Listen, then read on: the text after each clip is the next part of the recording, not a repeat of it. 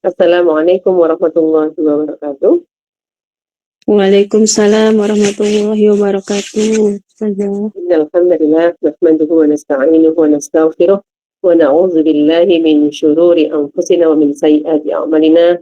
May yahdihillahu fala mudilla lahu wa may yudlilhu fala hadiya lahu. Asyhadu an la ilaha illallah wa asyhadu anna Muhammadan 'abduhu wa rasuluh. Allahumma shalli ala Muhammad wa ala ali sayyidina wa maulana Muhammad. Asbahna bi ni'matil Islam wa kalimatil ikhlas wa ala dini nabiyina Muhammadin sallallahu alaihi wasallam wa ala millati abina Ibrahim hanifa wa ma kana minal musyrikin. Allahumma inna nas'aluka ilman nafi'an wa rizqan thayyiban wa amalan mutaqabbalan. Amin. Allahumma amin. Alhamdulillah, bersyukur kehadirat Allah Subhanahu wa taala karena atas nikmatnya di pagi hari ini Allah izinkan kita bertemu kembali dalam kegiatan kajian parenting di hari Ramadan. Ada yang hari yang kedua dan hari yang ketiga Ramadan di hari-hari yang luar biasa yang Allah berikan untuk kita, dan alhamdulillah Allah sampaikan, Allah kabulkan doa-doa kita kemarin. Kita berharap akan disampaikan di bulan suci Ramadan, dan Allah sampaikan. Tinggal bagaimana kita mensyukurinya, ya, dengan mensyukuri dengan nikmat yang sudah Allah berikan ini, dengan bersyukur dalam bentuk apa? Mengisinya dengan amal-amal yang soleh. Baik, ini dulu semua ya. Oke, Pak. Alhamdulillah.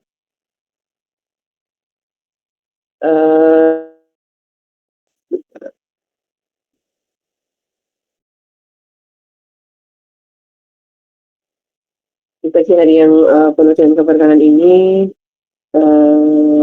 sebagaimana yang sudah direncanakan, ya, akan ada kajian parenting dengan tema mendidik anak dengan lembut dan tegas ala Rasulullah. Ya.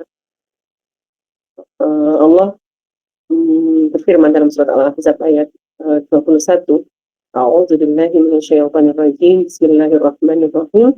Laqad kana lakum fi Rasulillahi uswatun hasanatun liman kana yarjullaha wal yawmil akhir wa dzakarallaha katsiran. Sadaqallahul. Ya, jadi sungguh telah ada pada diri Rasul adalah suri tauladan, ya, yang baik bagimu, yaitu bagi orang yang mengharap rahmat Allah dan juga kedatangan hari kiamat, dan yang banyak mengingat Allah. Dalam surat Al-Ahzab ayat 21 tadi memang jadi justifikasi gitu ya buat kita bahwa ya, ketika kita mau bersikap berbuat sesuatu gak perlu bingung-bingung gitu. Sudah ada referensi yang sudah Allah siapkan, yakni Rasulullah Sallallahu Alaihi Wasallam. Begitu pula tentang mendidik anak,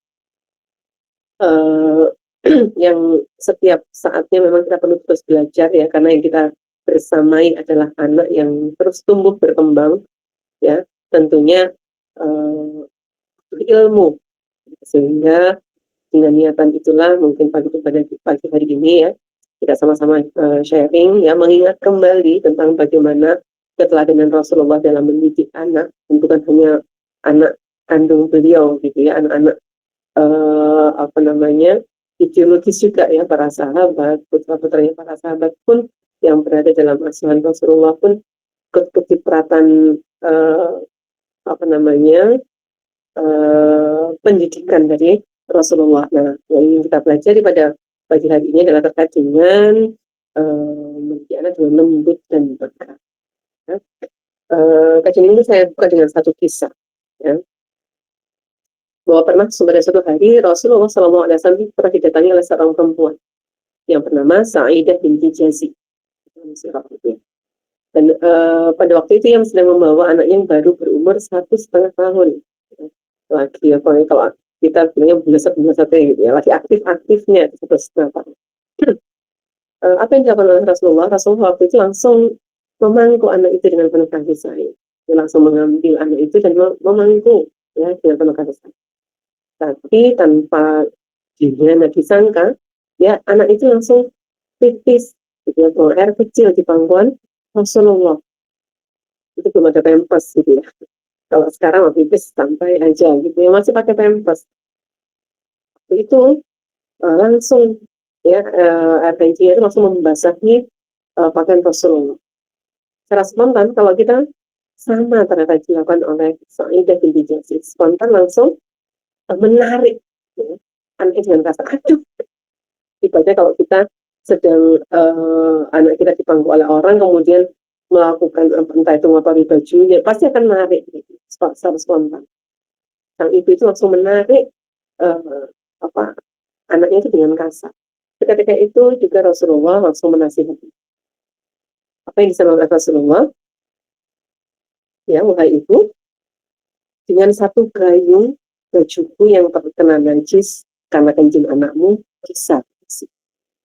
Akan tetapi luka hati anakmu karena renggutanmu dari pangkuanku tidak bisa diobati dengan bergayung-gayung. Masya Allah, gitu ya.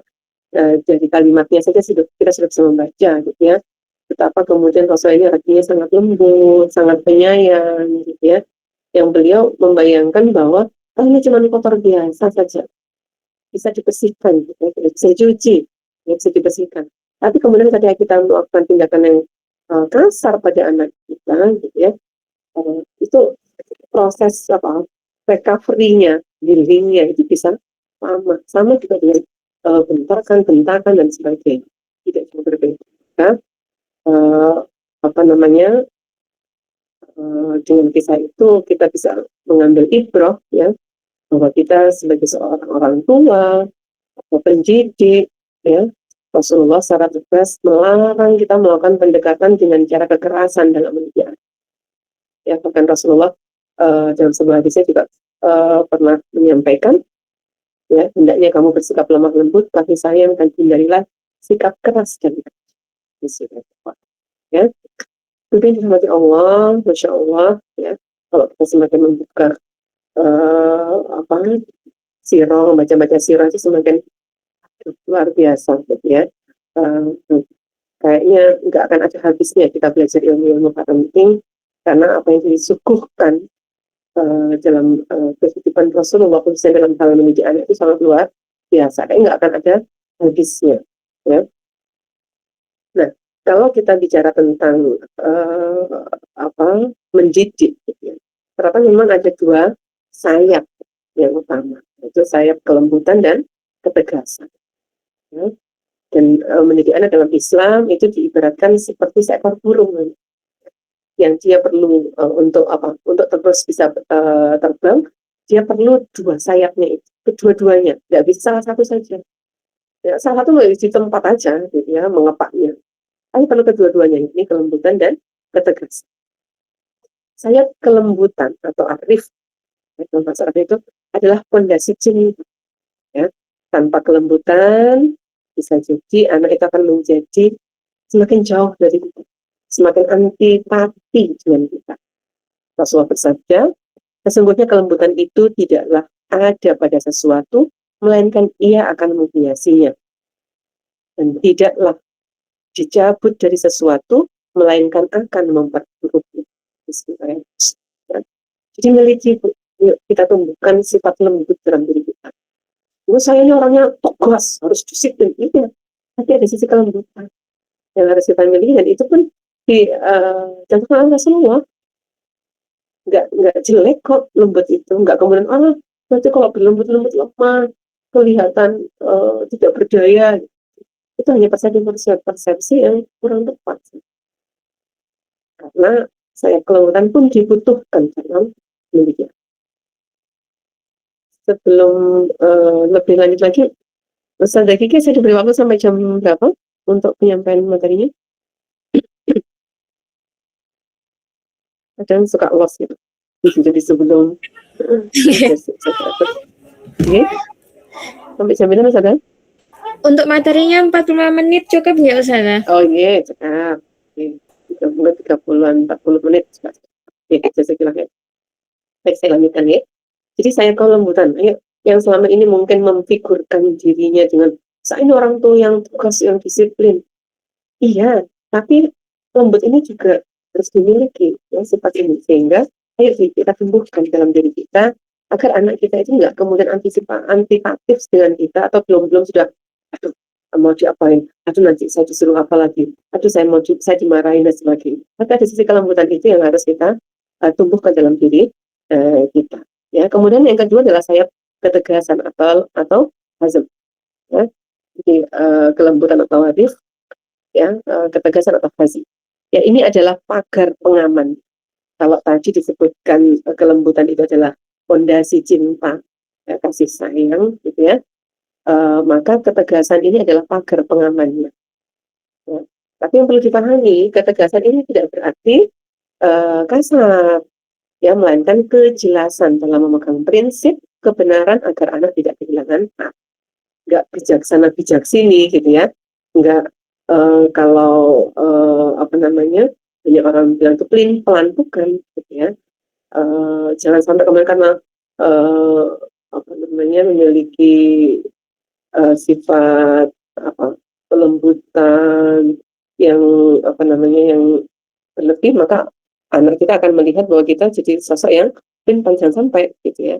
Tapi di sini sekali lagi keteguhan dalam memegang prinsip, kalau A ya A, ya. Dan itu bisa diupayakan agar kemudian tidak sampai kita kehilangan apa namanya, kehilangan ketegasan kita, ya.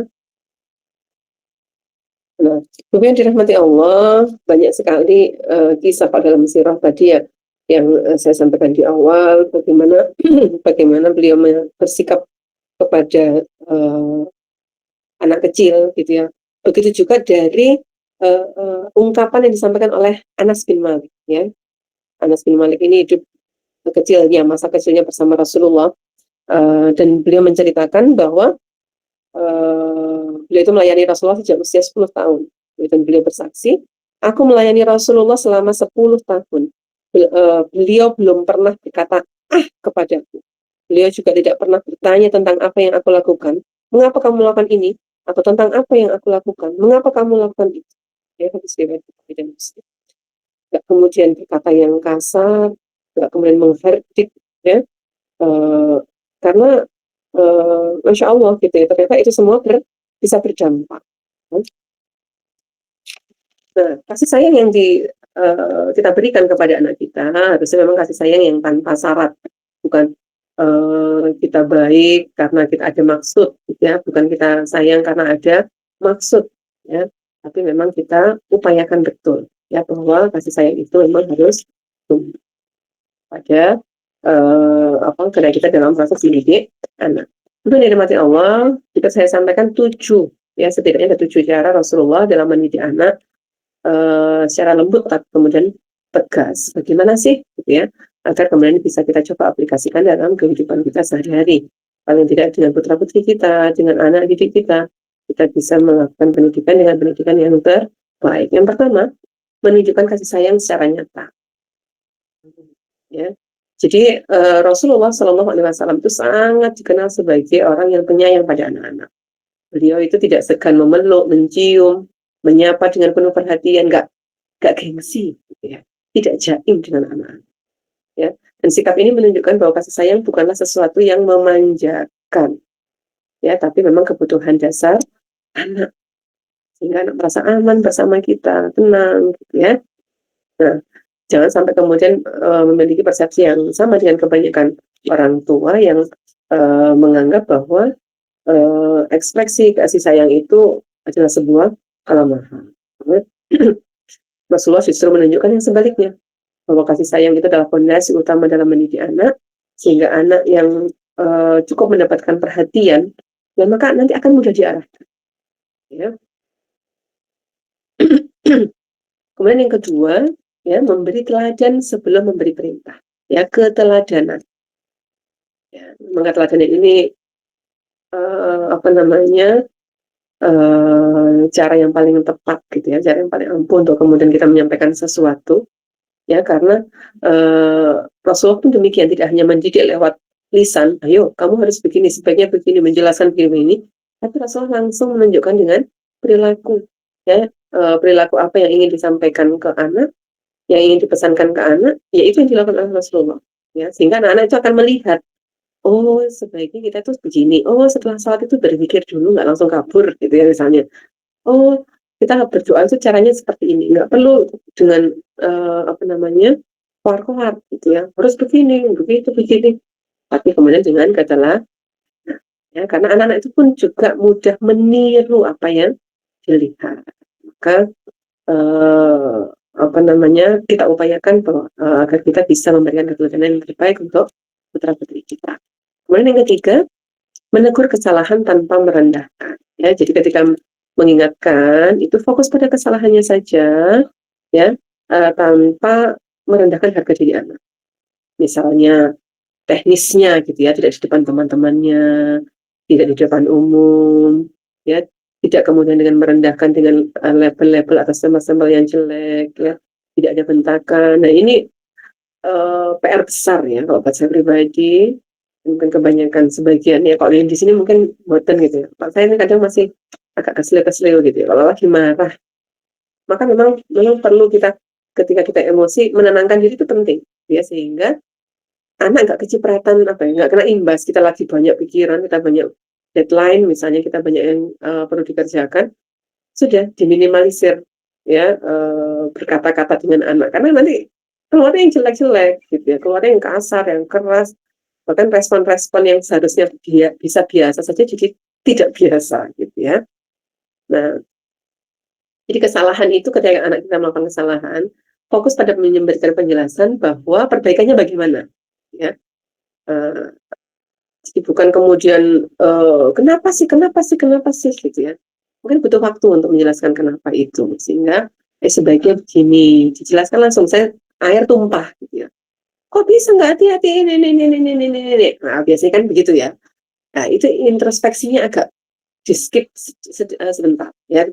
Ambil lap, dibersihkan dulu. Nah, akan selesai gitu. Setelah itu baru tadi kenapa kok bisa tumpah. Nah, tapi sudah selesai. Case-nya itu sudah terselesaikan. Ya, sehingga anak pun nggak takut ketika dia mengakui kesalahan, nggak akan takut-takut lagi. Karena ternyata setelah penelitian itu kadang kebohongan itu ya tidak mutlak karena seseorang itu ingin melakukan kebohongan, tapi dia mengantisipasi dampak dari kebohongan, seandainya kejujuran, gitu ya. Termasuk kepada pasangan, gitu ya. Kadang pasangan kita nggak bermaksud bohong sama kita atau tidak jujur, tapi kadang respon kita agak berlebihan ketika orang lain itu jujur dengan kita. Ya, jadi kita juga introspeksi, gitu ya. Jadi cara menegur, cara mengingatkan ini juga ternyata berdampak ya, yang besar. Kemudian yang keempat, mengajarkan disiplin secara bertahap. Ya, kalau kita belajar apa-apa itu berproses, kita sadari bahwa anak kita pun juga butuh proses, butuh tahapan. Ya, Rasulullah pun mendidik anak sesuai dengan tahapan usia dan kemampuan mereka. Ya, Rasulullah tidak pernah memaksakan sesuatu di luar kapasitas anaknya. Ya, satu hal yang sering kita terlupa gitu ya, tentang sholat. Ya. Rasulullah sendiri menyampaikan usia berapa mulai diperintahkan sholat anak-anak? 7 tahun. 7 tahun. Nah, case-nya adalah ketika ibu-ibu yang mengajak anak-anaknya ke masjid, anaknya masih usia 4 tahun, 5 tahun, itu stressful. Nggak bisa diam, ya belum umurnya memang, gitu ya. Kadang, kenapa sih kok sholat muter, sholat itu ya diam, gitu. Yang belum usianya. Mungkin usianya saat itu dia melihat, oh sholat itu begini, oh caranya itu begini, oh yang namanya takbir itu gerakan itu begini, gitu ya. Tapi dia belum bisa sempurna. Maka kadang kita stres itu karena kita bikin aturan sendiri versi kita. Lalu Rasulullah saja memerintahkan usia 7 tahun. Ya. Tapi bukan berarti nggak disuruh sholat, nggak diajak sholat gitu ya. Tapi anak-anak itu belajarnya dengan caranya seperti itu gitu ya. Dengan yang putar-putar ya sudah, ya memang harus dikondisikan gitu ya. Sehingga di beberapa masjid itu ada yang mengkondisikan yang punya anak-anak itu sholatnya di bagian belakang atau di ruangan tersendiri. Bukan apa? Akan tidak mengganggu jamaah yang lain misalnya seperti itu. Dan ketika kemudian mengajak anaknya ke masjid, ya mengkondisikan memang Ya anak-anak memang ya begitu gitu ya. Ya dunianya masih seperti itu, maka jangan sampai kemudian kita memberikan tuntutan yang terlalu tinggi ya. Eh, Rasulullah sekali lagi mengajarkan kepada kita untuk memahami ya, pentingnya memahami proses tumbuh kembang. Ini anak-anak pun sedang berproses ya, agar anak juga nggak stres, yang dimarahi. Jangan sampai kemudian, kalau gitu aku udah nggak mau ke masjid lagi. Kenapa? Di masjid aku dimarahi terus misalnya gitu ya. Jadi trauma ya. Kemudian yang kelima adalah dengan mendengarkan anak dan menghargai pendapatnya ya. Jadi cara yang kemudian dicontohkan oleh Rasulullah juga dengan mendidik anak yang lembut dan tegas ini ya, kombinasi secara seimbang kelembutan dan ketegasan itu adalah dengan mendengar anak dan menghargai pendapatnya. Biasakan banyak mendengar. Kalau ngomong itu kayaknya sudah terlatih semuanya ya. Kita perempuan ya, ibu-ibu itu 20.000 kata per hari, kasih fitrah kelebihan oleh Allah gitu ya. Berkata-kata itu sudah nggak perlu belajar gitu ya, keluar dengan sendirinya gitu ya, nggak perlu atur ya. Bahkan sejak kecil pun kita diajari, ayo cara ini namanya buku ya. Ini mama, ini papa, kita diajari untuk berbicara, tapi kadang kita kurang mengajari untuk mendengar, sehingga kita pun akhirnya kurang bisa mendengar ya. Jadi kita harus belajar ya, mendengar pendapat, mendengar apa yang ingin disampaikan anak kita. Dan Rasulullah sangat memberikan ruang bagi anak untuk berbicara dan didengar. Beliau tidak menganggap anak sebagai sosok yang alah apa sih anak-anak gitu ya, nggak ngerti apa-apa. Orang tua nih harus banyak dengerin ya. Tapi kadang kita kurang mendengar ya. Akhirnya apa? Dampak bagi anak yang sering diberikan ruang untuk mengekspresikan atau menyampaikan apa yang menjadi pendapatnya, akhirnya anak itu pede, berani, ya, dia merasa dihargai sebagai seorang individu, ya, dan hubungan antara orang tua dan anak itu menjadi hubungan yang sehat. Ya. Kemudian diem ya, nggak usah ngomong apa-apa, dengerin. Nah, itu kan jurus kita, orang tua. Padahal kadang anak ingin menyampaikan sesuatu yang perlu kita dengar. Ya, jadi komunikasi harus menjadi komunikasi dua arah. Nggak kemudian hanya dari atas ke bawah, dari orang tua ke anak saja, tapi komunikasi dua arah. Karena ini menjadi kunci pengasuhan yang baik ya, antara orang tua dan juga anak. Dan Rasulullah juga mengajarkan bahwa dengan mendengar adalah bagian dari mendidik. Anak yang didengar akan lebih mudah menerima arahan karena dia merasa dimengerti gitu ya. Akhirnya pun kita ngasih masukan pun enak. Anak sudah terbiasa melihat kita mendengar, maka dia pun akan mendengar apa yang akan kita sampaikan ya. Nggak ada ruang-ruang perasaan yang mungkin perlu diungkapkan ya, ada bahasa-bahasa yang ingin disampaikan, itu akan keluar dengan situ. Kemudian yang keenam, cara yang dilakukan oleh Rasulullah ya untuk memberikan pendidikan atau mendidik anak dengan lembut dan tegas ini adalah dengan menanamkan nilai agama lewat kebiasaan, bukan paksaan. Ya, pembiasaan, bukan paksaan. Ya, Rasulullah mengenalkan nilai-nilai agama melalui kebiasaan sehari-hari sejak dini. Ya, ibadah dan akhlak ditanamkan secara perlahan dan konsisten. Ya. Bahkan kalau kita baca kajian-kajian parenting nabawi gitu ya, di 7 tahun pertama usia anak itu yang lebih dikuatkan adalah bab akidah, bukan bab ibadah. Gitu ya. Gambaran kasarnya bagaimana, gitu ya? Gambaran sederhananya itu bagaimana? Kenapa kok akidah itu harus dikuatkan? Bayangkan kalau kita saja, gitu ya, ketika kita menikah ya dengan pasangan kita ya, dengan ayahnya anak-anak, gitu ya. Kemudian kita sudah mencintai, gitu ya. Kemudian suami kita minta kita apapun, pasti ya, yang tolong masakin rendang misalnya. Padahal kita seumur umur nggak pernah bikin rendang misalnya. Wah, dibela-belain cari di YouTube, browsing resepnya, dibela-belain bikinin padahal berjam-jam gitu ya bikinnya. Ya, kemudian atau pingin ini, pingin itu akan dilakukan karena cinta. Ya, bahkan sampai ada perumpamaan gitu ya kalau di bahasa Indonesia, tai kucing rasa coklat. Kalau sudah cinta itu semuanya akan jadi terasa indah. Maka ini PR kita sebetulnya. Ya, ketika kita masih memiliki anak yang usia balita atau di bawah 7 tahun, PR kita yang terbesar adalah menanamkan akidah kecintaan kepada Allah. Sehingga ketika tiba masanya anak itu terbebani atau mukallaf usia sudah terbebani perintah-perintah syariat ya, sholat, puasa, kita enjoy. Kenapa? Karena kita tinggal bilang, ini Allah loh yang pingin kita berpuasa. Allah kan sayang sama kita. Allah sudah baik sama kita. Yuk kita terima kasih dengan sholat.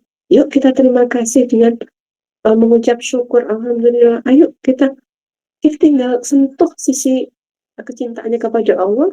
Maka dia akan dengan sukarela melakukan ibadah. Jadi tidak kemudian kita harus, ya Allah capek mama ngingetin gini dan sebagainya ya. Itu bukan beban lagi, tapi karena sudah terbiasa dan sudah ada cinta ya, pendekatan itu yang harus kita tumbuhkan bab ibadah, sehingga ya sudah kita maklumi seandainya anak itu mungkin belum mau ikut misalnya di usia yang kecil, sambil disentuh, kita sholat itu maknanya begini loh, kita maksudnya begini loh, karena kan anak-anak nggak ngerti itu maksudnya apa. Allah sudah kasih kita rezeki loh, itu tahu nggak? Tadi sudah dapat coklat misalnya, ini coklatnya dari Umi, tapi Umi dapat rezeki dari Allah sehingga bisa berikan coklat adik dan seterusnya. Sisipkan nilai kecintaan kepada Allah sehingga ibadah itu bukan lagi beban. Dan itu pun ternyata tips untuk kita yang sudah dewasa, gitu ya. Karena kita ingin melakukan ibadah itu dengan ringan. Contohnya Rasulullah, ketika kemudian Ibunda Aisyah, gitu ya, sampai melihat Rasulullah salat malam itu sampai kakinya bengkak, ya kakinya bengkak bukan karena asam urat atau karena penyakit yang lain, gitu, tapi karena saking lamanya beliau berdiri. Kemudian ketika Ibunda Aisyah ditanya bertanya kepada Rasulullah, wahai Rasulullah, sudahlah jangan menyiksa diri dalam tanda kutip, mungkin ya kita melihatnya itu penyiksaan gitu ya. Sudah biasa saja ibadahnya ya Rasulullah, nggak usah sampai begini juga. Tapi Rasulullah dengan senyumnya beliau menyampaikan bahwa tidak boleh aku menjadi hamba yang bersyukur. Jadi ibadah itu pun akan terasa ringan karena nuansanya adalah nuansa kesyukuran kepada Allah Subhanahu wa Ta'ala. Ya, jadi sekali lagi kita kenalkan nilai-nilai agama itu itu melalui kebiasaan sehari-hari ya, kecintaan, kita tanamkan kecintaan kepada Allah gitu ya, melalui nilai-nilai yang difahami oleh anak. Maka sekarang Masya Allah ya, buku-buku itu sudah mulai banyak. Saya ingat karena kebetulan saya juga ada taman baca gitu ya, buku itu seperti buku-buku anak-anak zaman sekarang itu bagus-bagus gitu ya. Tinggal mau nggak kita kemudian menceritakan kepada anak-anak, membukakan untuk anak-anak gitu ya, cerita-cerita kisah-kisah yang kemarin membuat anak itu menjadikan mereka bersyukur dengan keislaman mereka ya. Ketika diberikan perintah dalam hal ibadah misalnya ya, syariat, mereka sudah terbiasa atau mereka akan melakukannya dengan lapang dada ya, tidak dengan paksaan-paksaan ya. Kemudian yang ketujuh, yang ini juga jadi jurus kunci gitu ya, jurus kunci dari keberhasilan kita dalam mendidik anak adalah dengan mendoakan anak ya, mendoakan anak kita dan mempercayai proses tumbuhnya ya. Doa orang tua itu tembus ke langit ya.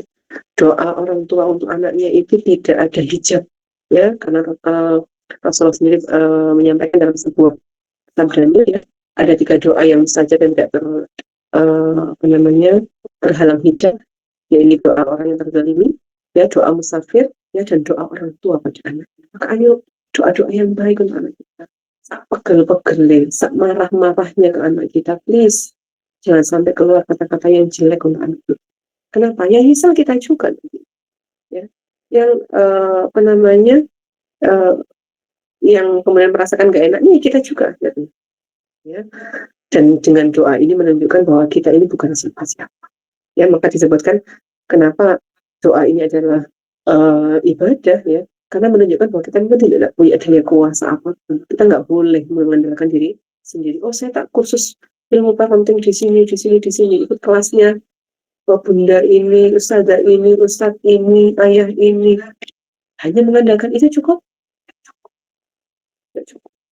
Maka kencengin dengan doanya, ya, khususnya di waktu-waktu yang mustajabah saat ini berpuasa, di sepertiga malam yang terakhir, ya, gelontor anak kita dengan doa-doa baik, karena melibatkan doa dalam mendidik anak ini sudah dicontohkan oleh para nabi dan rasul, ya, Nabi Ibrahim, ya, Rasulullah, gitu ya. Bagaimana mendoakannya itu bukan hanya hal-hal tertentu, semoga nanti dia dapat pekerjaan yang baik, bukan hal-hal itu saja, tapi doakan keimanannya, doakan rizkinya yang baik, doakan dia berteman dengan teman yang baik, ya, doakan agar dia bersabar dalam prosesnya, dan kita pun diberikan kesabaran. Kita minta agar dikuatkan bahu kita untuk menjalankan amanah ini, karena anak ini adalah amanah yang kelak akan kita diminta tanggung jawab, ya.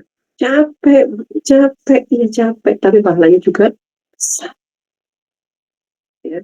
Mungkin ada lelahnya, ya lelah, yang untuk juara lomba lari saja harus berpeluh-peluh, gitu ya, hadiahnya pun tidak seberapa kadang, gitu ya. Atau mungkin jalan sehat, ya, untuk dapat hadiah harus begini, harus begitu. Nah, ini hadiah yang kita inginkan adalah hadiah surga, terlebih hadiah anak yang soleh, yang kalau ketika kita sudah tidak ada, kita tetap bisa mendapatkan gelontoran pahala, transferan pahala kebaikan. Makanya gak apa-apa, soro-soro titik gak apa-apa, capek-capek dikit dijalani, ya. Kita minta sama Allah agar kita diberikan kelapangan dada, diberikan kekuatan bahu dalam mengemban amanah, ya, diberikan kejernihan pikiran, ya, diberikan kelembutan dan ketegasan tadi. Kita minta semuanya sama Allah, ya, karena kita nggak bisa apa-apa sebetulnya. Hanya Allah yang kemudian memberikan hidayah dan taufik kepada kita, sehingga kemudian kita bisa mendidik anak itu dengan penuh kelembutan, tanpa menghilangkan nilai tegasnya itu. Berimbang antara kelembutan dan ketegasan. Dengan pola pendidikan yang seperti ini, ya, yang kelembutan, yang lembut tapi juga tegas ini, mudah-mudahan, ya, anak-anak kita akan tumbuh dalam lingkungan yang baik, ya, karena kewajiban kita itu ini, ya. Karena Allah menyampaikan, ya, Rasulullah menyampaikan bahwa manusia itu lahir, setiap bayi itu lahir dalam keadaan fitrah, tergantung orang tuanya berikutnya, tergantung kita, Bu. Maka amanah ini tidak kecil, tapi ayo dijalankan dengan baik, dengan penuh kesyukuran. Kesyukuran kenapa? Masih banyak orang-orang di sana yang menunggu mendapatkan amanah seperti panjenengan semua. Ketika panjenengan diberikan amanah 1, 2, 3, 4, 5, atau sekian, ya, anak-anak yang di dalam asuhan jenengan, ayo kita berikan hak-haknya mereka, hak-hak untuk diberikan kasih sayang, hak-hak untuk diberikan kelembutan, hak-hak untuk diberikan diajarkan tentang kedisiplinan. Ayo, bismillah, mudah-mudahan dengan ikhtiar ini semua Allah mudahkan, ya, Allah mudahkan kita untuk kemudian berproses juga menjadi orang tua, ya, yang bijak, yang senantiasa seimbang, ya, dalam sifat kelembutan dan juga ketegasannya, yang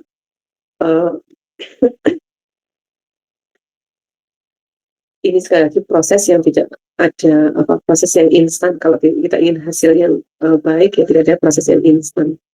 Butuh kesabaran, ya, jangan sampai terlambat, ya, restock sabarnya dalam mendidik anak, ya, karena sesungguhnya kita yakin, ya, bahwa Allah lihat proses-proses apa yang kita lakukan, gitu ya.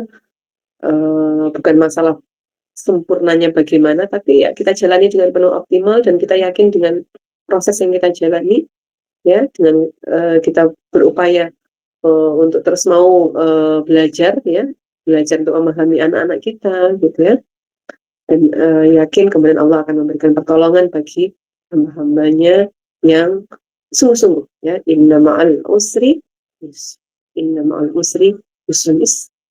itu penguatnya, gitu ya. Seandainya, ya Allah, saya bisa hari ini saya sudah kasih tahu wes ya, ngomong pelan-pelan kok ya harus nada tinggi ya, 1 oktav di atasnya gitu ya. Nah, itu kita bermohon sama Allah ya agar kemarin kita dimampukan untuk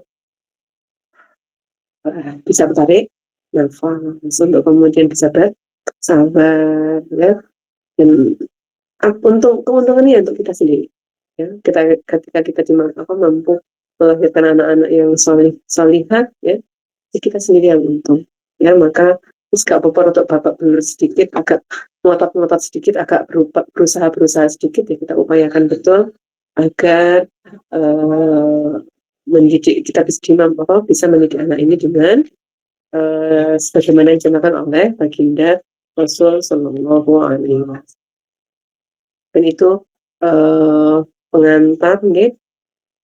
Karena di sini sifatnya saya sampaikan di awal tadi sharing gitu ya, karena mungkin panjenengan juga punya pengalaman ketika membersamai putra putri gitu ya. Mungkin saya tambahkan untuk mendidik anak itu begini, perlu begini. Nah, monggo kita sharing bersama, dan mudah-mudahan yang sedikit ini tadi bisa menjadi bekal ya bagi kita sebagai orang tua untuk menjalankan amanah yang istimewa ya, sebagai orang tua ya. Harapannya orang tua yang mau diridhoi oleh Allah senantiasa dalam bimbingan Allah Subhanahu wa Ta'ala. Baik, mungkin itu dulu dari saya kembalikan lagi ke Ustazah Kiki ini, monggo. Ya, Masya Allah, tabarakallah Ustazah Eli. Masya Allah, materinya padat, dan sebenarnya kalau untuk masalah mengasuh itu memang setiap hari itu pasti berkembang ilmunya ya Ustazah, karena menghadapi anak itu kan bermacam-macam ya. Apalagi yang anaknya 5 itu pasti anak pertama, kedua, materinya pasti variasi ya Ustazah. Masya Allah, gini. Karakternya beda-beda ngotennya Ustazah. Beda-beda ya Ustazah. Itu Ustazah, kalau misalkan menahan emosi, saya pernah di titik yang misalkan ketika anaknya tiba-tiba itu melakukan hal yang di luar nalar gitu Ustazah. Kadang yang diterima pertama kali itu kan adalah kaget, loh kok bisa gitu ya Ustazah. Terus mau mengkonfirmasi ke anaknya itu biasanya anaknya tidak menyampaikan secara detail, dan benar kata Ustazah Eli tadi, mereka membuat benteng sendiri yang intinya dia tidak mau disalahkan terlebih dahulu gitu Ustazah. Nah, ketika orang tuanya menahan emosi di saat itu, tapi pasti akan terluapkan juga gitu, gimana ya Ustazah? Emosi itu pasti ketika saat itu bisa tertahan, tapi mungkin besoknya teringat kamu sudah melakukan hal ini dan akhirnya diluapkan gitu. Gimana Ustazah kayak gitu itu? Iya, Masya Allah. Yes. Kalau kita bicara emosi itu ya semuanya ya, semua kita pasti memiliki ya, tinggal bagaimana kemudian kita kendalikan kan gitu ya. Sama ketika kemudian kenapa Allah memberikan treatment khusus dengan puasa ini, ternyata kan salah satunya itu gitu ya. Bonus kalau dari kajian para ulama ini, Masya Allah, bonusnya itu kita diberikan latihan untuk mampu mengendalikan diri ya. Bukan hanya mengendalikan diri dari satu hal yang nggak boleh gitu ya, marah itu kan jelas nggak bolehnya gitu ya, tapi untuk yang boleh, makan itu kan boleh sebetulnya ya. Apalagi makan makanan di rumahnya sendiri, ada di meja makannya sendiri, itu saja kita disuruh ngerem, belum boleh gitu ya, belum adzan maghrib kita aduh, itu rasanya air di gelas itu, aduh, ngelihat sedikit, ngelihat gulungan handuk sudah serasa roti gulung gitu ya, udah membayangkan yang indah-indah gitu ya. Itu saja kita perlu latihan gitu ya. Dan semuanya memang kita latihan, sama termasuk kemudian dengan mengendalikan emosi ya. Jadi akui atau tidak, kondisi keimanan kita itu berpengaruh pada kemampuan kita untuk mengendalikan emosi ya. Maka biasanya kalau bahasan-bahasan ke anak-anak usia remaja gitu ya, ketika menjelaskan kepada anak-anak perempuan yang baru menjalani masa baliknya gitu ya, ada siklus menstruasi, ketika hormon-hormon begini-begini sehingga menimbulkan kita menjadi pribadi yang labil, gampang emosi dan sebagainya. sebetulnya Islam juga sudah punya solusi gitu ya. Kenapa ya? Kenapa nggak labil secara hormonal itu jelas memang terpengaruh, ditambah nggak sholat ya, nggak puasa, kemudian spray nggak ngajinya, pray zikirnya, pray semuanya, tidur makan tidur bangun makan tidur bangun, ya, acaranya cuma begitu aja. Ya gimana bahasa kasarnya gitu ya, gimana setan nggak bakal ngumpul di situ gitu ya. Gimana kemudian kita nggak jadi gampang emosi. Jadi ternyata Islam ini sudah memberikan solusi bagaimana kemudian ketika kita emosi. Emosi itu lumrah-lumrah saja. Apa Rasulullah itu tidak pernah marah? Pernah Rasulullah marah. Tapi apa sih marah yang kemudian divalidasi boleh marah gitu ya, boleh terungkapkan. Marah yang kemudian memang ini sudah kebangetan, ini melawan Allah dan Rasulnya gitu ya. Itu yang diperbolehkan. Tapi kalau menyangkut pribadi, Rasulullah masih ya ketika diludahi, kita ingat gitu ya, rasa mungkin kalau kita diludahi balik aja gitu ya. Kita disakiti, tapi Rasulullah tidak, gak apa-apa, dia hanya nggak ngerti aja, dia nggak paham saja. Sama ketika anak kita gudok, iya dia masih anak-anak. Kadang kan kita pakai tolak ukur orang dewasa. Mestinya makan itu ya yang bersih gitu ya, yang rapi, nggak kotor-kotor kayak gini. Minum air nggak tumpah, buka ini ya nggak apa berantakan begini. Ya kan masih anak-anak ya. Jadi ketika kita menyadari bahwa yang kita partner yang kita interaksi ini adalah seorang anak yang sedang berproses bertumbuh, kita kan iya, akhirnya bisa mau gitu ya, senyum akhirnya, paling enggak atau disantai-santaikan gitu ya. Iya, dia masih anak-anak, dia juga butuh proses gitu ya. Kemudian yang kedua, kita perlu membayangkan ketika kita di titik orang yang melakukan kesalahan.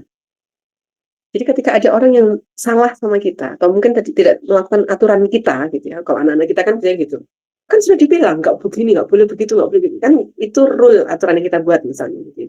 Kemudian anak kita melanggar, oke. Kalau kita di posisi orang yang melanggar, kita pinginnya apa sih, diapain sih?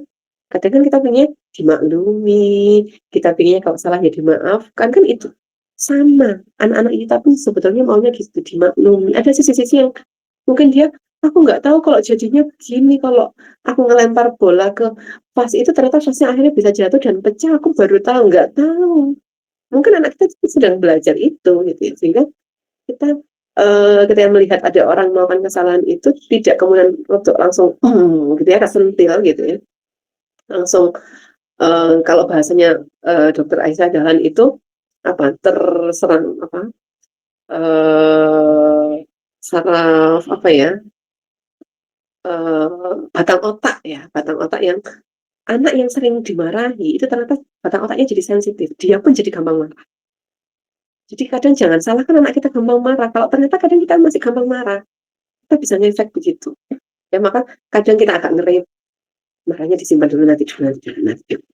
Dan ada solusi juga, sebagaimana Rasulullah gitu ya, menyampaikan ketika kita marah, ubah posisi gitu ya. Kalau kita marah sama anak kita, ya ditambah dipandelengi, kita tambah marah. Atau kita noleh yang lain. Geser kanan, geser kiri gitu ya. Kalau bahasanya Rasulullah, ketika marah berdiri, duduk. Ketika duduk, berbaring gitu ya. Maksudnya kita ubah posisi dan kita itu berusaha merilis diri kita masing-masing. Karena cara orang untuk meredakan emosi itu macam-macam. Kalau kita, saya ketika bimbingan perkawinan itu sering saya sampaikan, ini perlu mengenal ya. Suami istri itu perlu mengenal cara meredakan emosi. Karena setiap orang punya cara masing-masing. Ada yang ketika marah itu dia tidur. Ada yang marah ngomel. Ada yang marah langsung main tangan. Ada yang gemes gitu ya. Ada yang marah itu langsung pergi. Macam-macam. Dan ini pun kita harus tahu, anak kita kalau marah tuh begini. Kalau cara-caranya salah, kita luruskan. Gini loh, kalau lagi marah itu begini loh. Baca ta'awud. Kenapa? Karena marah itu dari syaitan. Kita berlindung dari godaan syaitan yang terkutuk. Ayo, tarik nafas, kemudian kita baca ta'awud. Masih marah, gitu ya. Masih marah, ambil air wudhu. Masih marah, sholat sunnah 2 rakaat, ya, sholat mutlak, gitu ya, untuk kemudian meredakan emosi kita. Gitu ya. Tapi secara karakter pribadi itu macam-macam, ada yang tidur. Dan kalau di pasangan suami istri, wah ini bahaya. Misalnya istri kalau marah ngomel, suami kalau marah tidur, gitu ya, cara untuk meredakan emosinya. Ini bisa jadi kasus, kenapa? Kita lagi ada masalah, bukannya diselesaikan malah tinggal tidur, atau tinggal kabur. Loh, malah tinggal pergi, Mas. Kalau nggak difahami, ya akan seperti itu. Tapi kalau kita sudah paham, ya saya kalau pergi, itu berarti ada sesuatu yang harus saya beres. Ya, saya lagi marah. Ya sudah, kita beri waktu, kita beri ruang. Begitu pula ke anak kita beri ruang untuk mengekspresikan marahnya. Dan kita jangan, oh lagi marah, sedang marah ya, kalau bahasa psikologi itu apa? Divalidasi perasaannya. Oh ini marah ya karena mainannya diambil. Oh marah ya karena Umi dipanggil nggak datang-datang gitu ya. Nggak apa-apa, tapi jangan terus-terus marahnya gitu. Karena nanti saya kan akan bermain di sini gitu ya.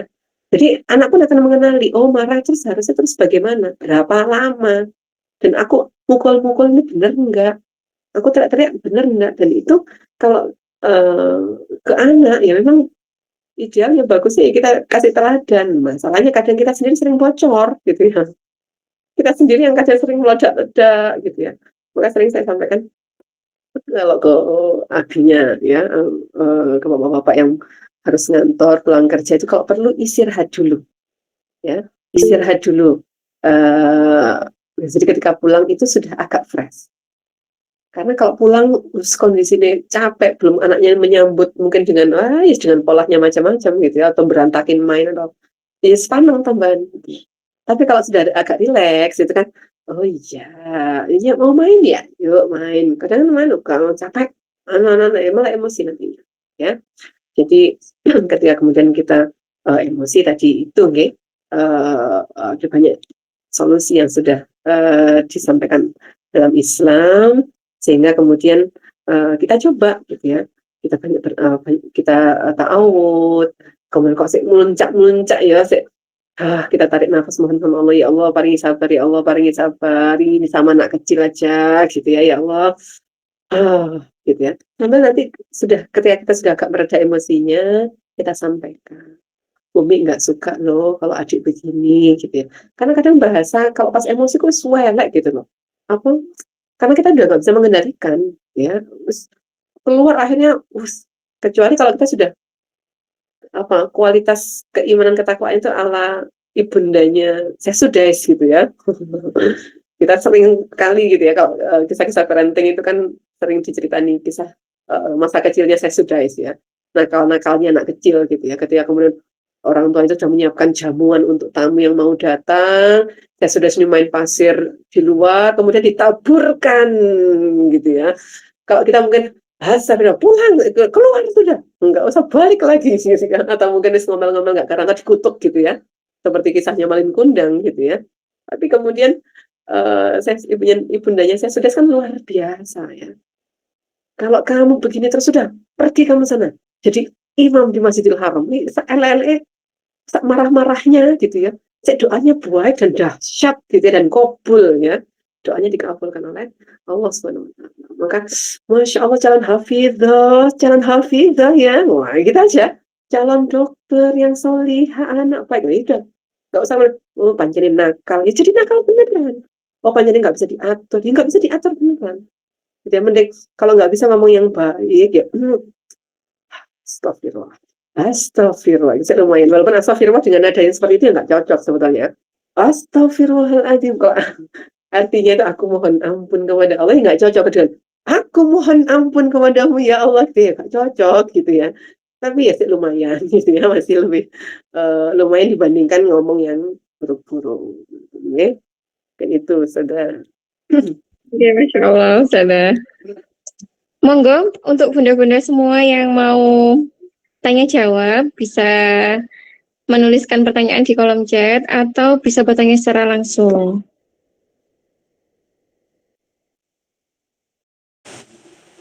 Gak harus bertanya, mungkin sharing juga boleh. Iya. Gimana kalau sudah di titik ya? Pada titik. Izin bertanya Ustazah. Oh iya. Ya. Apa perbedaannya lembut yang lembek dan lembut yang tegas Ustazah. Dan bagaimana kita bisa tetap lembut tapi tegas.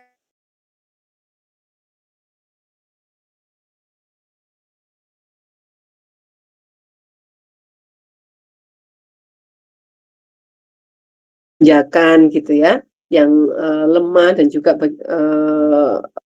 bedanya dengan yang ada sisi ketegasan tadi. Maka memang yang disampaikan Rasulullah tadi, kita berimbang di antara itu, ya, lembut dan juga tegas dua-duanya. Maksudnya apa? Kita tidak jadi pribadi yang pelin-pelan. Dalam arti mungkin kita sudah komitmen nih, no HP, ya, nggak boleh HP, tidak boleh main HP misalnya ya, karena belum waktunya atau mungkin sudah lewat karena jatahnya sehari misalnya setengah jam misalnya gitu ya. Ini sudah setengah jam akhirnya sudah. Tapi kok tantrum, kalau pas kita lagi ada acara, kemudian ya sedang daripada rame, pakai. Nah, itu yang sebetulnya tidak diharapkan oleh Rasulullah. Dalam arti apa? Ketika kita berkasih sayang, berlemah lembut dengan anak, tapi tidak kita tinggalkan prinsip atau aturan yang sudah kita buat bersama, ya. Jadi ada remnya, gitu ya. Oh mungkin, kepingin beraktivitas, bosen ya. Yuk ambil kertas ya, gambar-gambar saja ya, gitu ya. Atau mungkin main Lego ya, nggak kemudian dikasih HP itu tadi. Nah, kebanyakan ketika kemudian kita perhatikan di masyarakat, gitu ya, ketika kemudian melihat anaknya sudah merajuk, gitu ya, terus gak teko saya. Nah itu, yang begitu-begitu itu yang agak diminimalisir. Jadi, nggak teko. Padahal untuk anak 0-2 tahun misalnya no HP, gitu kan. Aturan sebetulnya kan nggak boleh ada nggak pakai HP misalnya. Daripada rewel, daripada ini, teman-temannya tanya sudah pegang HP, masa nggak dikasih. Nah, yang begitu-begitu itu yang kemudian tidak kita harapkan. Ya, sehingga kelemah lembutan ya yang tetap kita pegang prinsip, tidak kemudian kita loss pada keinginan anak gitu ya, karena yang perlu kita pahamkan kepada anak, tidak semua keinginan harus dipenuhi gitu ya. Ya, bedakan antara keinginan dengan kebutuhan. Misalnya minta beli coklat misalnya, ya. Ini aku pengen, kenapa mau coklat? Aku pengen gitu. Kan tapi lagi sakit gigi misalnya. Atau mungkin kan tadi sudah makan permen, kenapa harus beli coklat? Kan nggak apa-apa kan kalau nggak makan coklat juga gitu ya. Jadi beda, dipahamkan juga. Jadi sambil dipahamkan kepada anak. Dan ini semua memang kita pakai bahasa-bahasa yang kita sesuaikan dengan usia anak. Ya, kalau kita terlalu bahasa rada dhuwur ya, "Apa sih aku, minta ini aja nggak boleh, ini nggak boleh." Mungkin akhirnya anak jadi seperti itu gitu ya. Tapi kemudian kita pahamkan, "Oh untuk anak usia sekian, kita pahamkan begini." Ya ibaratnya kalau, yang pembagian pendidikan menurut Imam Ali bin Abi Thalib itu ya, 7 tahun pertama anak jadikan dia seperti raja gitu ya. Jadi raja pun itu juga tidak semua-muanya tidak semua-muanya itu dikasih gitu ya. Tetap ada komitmen yang dipegang, tetap ada kemudian ada rule, nggak kemudian bablas, tetap ada kemudian aturan yang kita sepakati, difahamkan dan sebagainya, ya. Walaupun ini anak usia jadi raja, ini harusnya dipenuhi semua, iya. Kalaupun menolak kita dengan kasih sayang, besok ya kita beli coklatnya, ya misalnya dengan penuh kelembutan, ya bahasa-bahasa ini yang mungkin kita perlu belajar gitu ya, dengan intonasi yang agak turun gitu ya. Kadang kan nggak boleh, ya pokoknya nggak boleh gitu. Sama-sama nggak bolehnya, sama. Tapi satunya dengan intonasi 1 oktav di atas, satunya dengan penjelasan, "Nggak boleh ya sayang, kan tadi sudah makan ini nanti batuk kalau terlalu banyak, nanti dengan begini." Dengan dijelaskan kenapanya. Karena anak sekarang itu kadang nggak bisa. Kalau dulu, anak dulu itu kan kadang dengan lirikan mata, wah itu sudah kode. Nggak boleh itu udah, nah gitu sudah, "Oh iya iya." Saya ingat dengan anak saya sendiri gitu ya, lagi bertamu, kemudian kakinya naik-naik nih di atas kursi, kemudian selonjoran sampai nyentuh meja gitu ya. Gitu ya, kita sudah kedip-kedip gitu ya, kode maksudnya gitu ya. Dengan polosnya dia bilang gini, "Kenapa? Umi kelilipan," gitu. Ah, salah nih. "Nak, kakinya ayo turun, nggak sopan," gitu. oh iya, kan sudah gitu ya. Jadi kita nggak ngerti gitu. Gini Mas, terus kedip-kedip gitu ya. Maksudnya sudah kode-kode. Kalau dulu kan sudah begitu aja sudah apa yang salah ya? Anak dulu gitu ya. Tapi kalau anak sekarang harus dijelaskan. Tidak bolehnya kenapa? Ini baiknya bagaimana? Sebaiknya. Nah itu kita perlu penjelasan. Sama misalnya lihat orang yang berhijab gitu ya. Kok itu nggak berjilbab? Itu orang bukan Islam ya? Wes langsung tembak begitu gitu ya. Oh dia belum ngerti. Kenapa Umi tidak kasih tahu? Wah, saya ingat dulu masa kecil yang kritis. Sudah diem. Nah, bahasa-bahasa yang begitu itu kadang akhirnya, waduh, aku nggak ngomong lagi akhirnya. Ya, mungkin dia belum ngerti, atau mungkin dia tidak punya jilbab. Dia nggak tahu kalau jilbab itu wajib. Oh gitu. Iya, mungkin dia masih belum paham. Oh iya, iya, iya. Difahamkan. Gitu. Sehingga anak kita pun jadi anak yang bijak. Nggak kemudian, wah harus tegas semua. Akhirnya harus begini, harus begitu. Yuk, temennya takut semua bisa jadi gitu ya. Kenapa? Ini nggak boleh.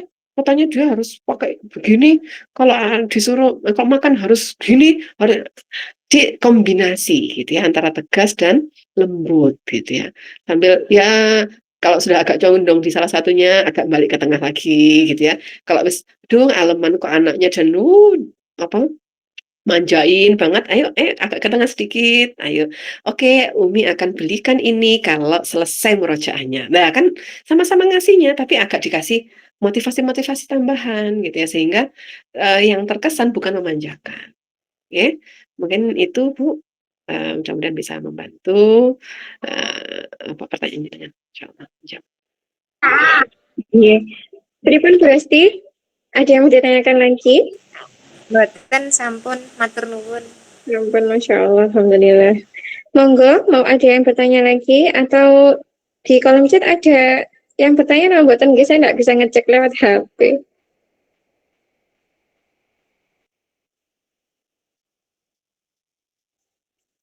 Nggak ada Ustazah. Insya Allah sudah jelas, tinggal actionnya nih Ustazah. Bismillah. Iya, Insya Allah. Ini bukan materi yang baru, jadi refresh ulang saja gitu ya. Mudah-mudahan. Murajaah Ustazah. Murajaan ya betul. Oke, betul. Insya Allah. Oke. Kalau nggak ada yang bertanya, kita cukupkan sampai di sini kah? Oke. Mungkin kebetulan ini juga mau ngantar Naura apa? Ramadan Camp. Ikut. Oh, di Masjid Asa lagi. Iya, betul di Masjid Asa. Oh, iya. Alhamdulillah Alamin. Pagi ini kita sudah sharing bersama dengan Ustazah Eli, mendidik anak ala Rasulullah dengan tegas dan lembut. Dan insya Allah apa yang disampaikan sama Ustazah Eli bisa kita ambil banyak manfaatnya ya, yang bisa diterapkan di keseharian kita. Sebelum penutupan Ustazah, mungkin ada closing statement dari jenengan untuk kita semua, apalagi sekarang di bulan Ramadan ya Ustazah, hari ke berapa nih? Ada yang kedua, ada yang ketiga nih. Monggo. Baik nih, mendidik anak itu bukan perkara yang mudah gitu ya. Bahkan mungkin kita sering dihadapkan pada dilema bagaimana kita harus tegas tapi juga harus lembut sama anak gitu ya. Tapi dengan kemudian kita mempelajari sirah Rasulullah, kita belajar pada Rasulullah, insya Allah kita mulai tergambar, oh yang begini, oh yang tidak menghakimi, oh yang tidak dengan memaksa, oh yang dengan memahami, dengan banyak mendengar, oh yang dengan penuh kasih sayang, dengan kelembutan. Insya Allah gitu ya. Maka anak solih dan solihah yang kita cita-citakan gitu ya, akan kita dapatkan gitu ya. Bismillah, mudah-mudahan Allah berikan kemudahan kepada kita untuk bisa ya mendidik anak dengan penuh kelembutan, dengan ketegasan tanpa menghilangkan nilai ketegasannya, atau tegas tapi juga tetap lembut gitu ya. Dan mudah-mudahan ketika kita mengamalkannya pun, ketika kita melakukannya pun bukan hanya semata-mata karena kita oh ya bagusnya begini ya, tapi ini juga sudah dicontohkan oleh baginda Rasul, jadi bernilai double gitu ya, bernilai double, menghidupkan sunnah Rasul juga ketika Rasulullah juga mendidik anak dengan cara yang seperti ini gitu ya. Bismillah, mudah-mudahan Allah berikan kemudahan, Allah berikan kelancaran, dan mumpung di bulan suci Ramadan, gelontor doa-doanya yang terbaik untuk anak-anak kita. Jangan pernah berhenti untuk mendoakan, jangan pernah putus asa. Saya sudah begini kok anaknya begini, sudah begitu kok masih begitu. Ya kita semua berproses ya. Jangan hanya menuntut anaknya yang berproses, tapi kita pun juga berproses. Dan kita pun berproses, dan pahami bahwa anak kita pun sedang berproses, gitu ya. Kita semua berproses, mudah-mudahan semua proses kita berujung pada surganya Allah. Amin. Allahumma. Itu saja Ustazah Kiki.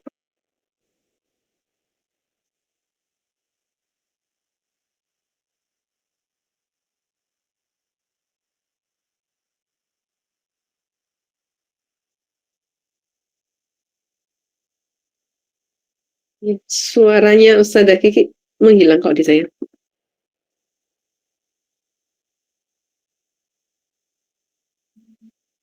Yang di lain terdengarkah?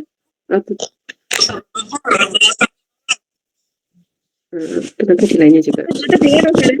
Nah, ini terdengar sekarang. Ini. Ya ampun. Sekalian doa dari Ustazah Elin ya untuk menentukan ya. Pencet. Oh, baik. Ya. Bismillahirrahmanirrahim Allah, mari kita menundukkan hati-hati kita sejenak untuk kemudian kita bermohon kepada Allah atas apa yang sudah kita upayakan, ya, atas apa yang sudah kita lakukan, apa yang sudah kita proses yang sudah kita lalui sampai di titik ini. Mudah-mudahan Allah ijabah, mudah-mudahan Allah terima. A'udzubillahi minasyaitonirrajim. Bismillahirrahmanirrahim. Astaghfirullahaladzim, astaghfirullahaladzim, astaghfirullahaladzim. Hamdan syakirin, hamdan na'imin, hamdan yuwafi ni'amahu wa yukafi mazidah. Ya Rabbana lakal hamdu kama yanbaghi li jalali wajhika wa 'azimi sultanik. Allahumma inna nas'aluka salamatan fid din wa afiatan fil jasad wa ziyadatan fil ilmi wa barakatan fil rizqi wa taubatan qablal maut wa rahmatan 'indal maut wa maghfiratan ba'dal maut hawwin 'alaina fi sakaratil maut wan najata minan nar wal 'afwa 'indal hisab. Rabbana la tuzigh qulubana ba'da idh hadaitana wa hab lana min ladunka rahmah innaka antal wahhab. Ya Allah, ya Rahman, ya Rahim, ampunilah kami, ampunilah dosa kedua orang tua kami dan juga guru-guru kami. Ya Allah, ampunilah kami yang belum bisa menjadi orang tua yang terbaik untuk putra-putri kami. Berikanlah kami hidayah dan juga taufik-Mu agar kami bisa menjalankan amanah sebagai orang tua yang Engkau kehendaki. Ya Allah, ya Rahman, ya Rahim, jagalah anak-anak kami, jagalah anak turun kami. Jadikanlah mereka anak-anak yang senantiasa bisa berpegang kepada syariat-Mu hingga yaumil qiyamah. Ya Allah, ya Rahman, ya Rahim, selamatkanlah kami semua dari fitnah akhir zaman. Selamatkanlah kami semua dari kelemahan. Selamatkanlah kami semua dari kebodohan. Selamatkanlah kami semua dari kemalasan. Ya Allah, ya Rahman, ya Rahim, mampukanlah kami menjadi orang tua yang lembut dan juga tegas. Mampukanlah kami untuk kemudian bisa meneladani baginda Rasulullah Sallallahu Alaihi Wasallam. Ya Allah, ya Rahman, ya Rahim, jadikanlah anak-anak kami anak-anak yang solih dan solihah, yang tumbuh dalam cinta, dalam kasih sayang, yang kemudian menghantarkan pada cinta kepadamu. Ya Allah, ya Rahman, ya Rahim, jadikanlah anak-anak kami anak-anak yang menjadi pemimpin kebaikan, yang bukan hanya ikut-ikutan, tapi mampu menjadi bagian dari kebaikan itu sendiri. Ya Allah, ya Rahman, ya Rahim, jadikanlah kami semua orang-orang yang Kau selamatkan di dunia hingga di akhirat. Rabbana atina fid dunya hasanah wa fil akhirati hasanah wa qina adzabannar. Rabbana taqabbal minna innaka antas samiul alim wa tub alaina innaka antat tawwabur rahim. Subhana rabbika rabbil izzati amma yasifun wa salamun alal mursalin walhamdulillahi rabbil alamin. Amin. Jazakillah khairan katsiran Ustazah Elin yang sudah menyempatkan untuk mengisi materi pada pagi hari ini. Semoga materi hari ini menjadi apa yang penjenengan sampaikan pada hari ini menjadi pemberat amal jariah nanti di akhirat juga, dan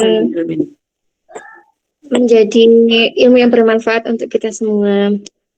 Ya, Ustazah, insya Allah kita ketemu lagi di lain waktu lagi ya. Ya, insya Allah. Mohon maaf lahir batin semuanya. Ini kurang lebih mohon maaf. Jadi saya selalu Ustazah, jazakillah khairan katsiran. Mari kita tutup kajian pada pagi hari ini dengan bacaan hamdalah, istighfar, dan doa kafaratul majelis. Alhamdulillahirabbil alamin. Alhamdulillah, la ilaha illa anta, astaghfiruka wa atubu ilaik. Oke, dari saya, mohon maaf tadi sudah terlambat untuk nge-share-nya ya Ustazah. Semoga tidak mengurangi pada hari ini. Oke, terima kasih Ustazah. Saya tutup. Nggih. Wassalamualaikum warahmatullahi wabarakatuh.